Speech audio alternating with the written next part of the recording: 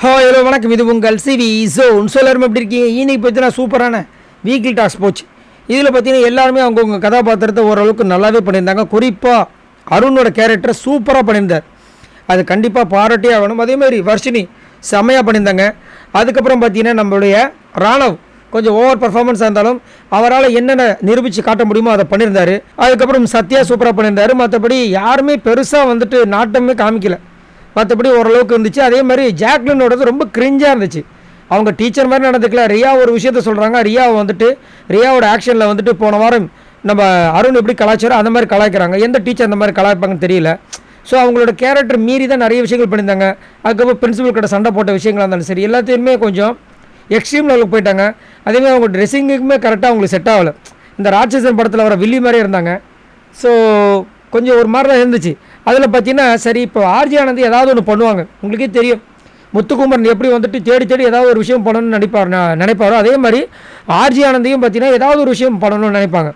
அவங்களுக்கு கொடுக்கப்பட்டது பார்த்தீங்கன்னா அவங்களுக்கு வந்து திருட்டு சம்பவத்தில் ரொம்ப நாட்டம். ஏதாவது ஒரு பொருளை திருடி வச்சுருவாங்க. ஆல்ரெடி அந்த மாதிரி தான் வந்துட்டு பார்த்தீங்கன்னா ஏதோ ஒரு அந்த லைட்ரு மாதிரி இதை வந்து திருடி வச்சிட்டாங்க போல இருக்குது.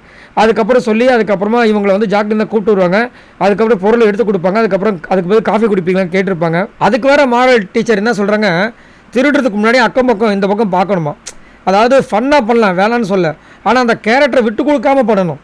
ஏன்னா அவங்க எடுத்துக்கிறது வந்து மாரல் சயின்ஸ் டீச்சர், மாரல் சொல்லிக் கொடுக்குற டீச்சர். ஸோ மாரல் சொல்லிக் கொடுக்கும்போது வந்துட்டு அங்கே வந்துட்டு ஒழுக்கத்தையும் சேர்ந்து ஒரு காமெடியோடு கொடுக்கணும். இவங்க ஒழுக்கத்தை மீறின விஷயங்களை கொடுத்த மாதிரி இருந்துச்சு. ஏன்னா திருடுறது தப்புன்னு சொல்லாமல் திருடும்போது அக்கம் பக்கத்தில் பார்த்துட்டு திருடுன்றாங்க. என்ன லாஜிக்குன்னு தெரியல. ஸோ அந்த முடிஞ்சதுக்கப்புறமா ஆர்ஜி ஆனந்த் என்ன பண்ணுறாங்க, ஒரு வாட்டி இந்த சத்யா ராணுவ ஃபைட்டு நடந்திருக்கும். அங்கேயும் போய் பார்த்தாங்க. அங்கேயும் ஒரு கண்டென்ட் போயிட்டுருக்கு. என்னடா இது, நம்ம எந்த கண்டென்ட்டுமே பண்ணலையேன்னு சொல்லிட்டு ஸ்ட்ரெயிட்டாக வந்தாங்க. வந்துட்டு எதை திருடலாம்னு பார்த்துட்டே இருந்தாங்க. பார்த்தா அந்த டீச்சரோட ஃபைல் இருந்துச்சு. தூக்கின்னு வந்து எடுத்துட்டாங்க. அதை திருடினாங்க. ஸ்ட்ரெயிட்டாக எடுத்துகிட்டு வந்துட்டு இந்த பக்கம் ஹாலில் இருக்கிற அந்த சோஃபா பின்னாடி வச்சுட்டாங்க. ஸோ இந்த பக்கம் பாய்ஸ் வந்து பார்க்க போகிறதும் கிடையாது.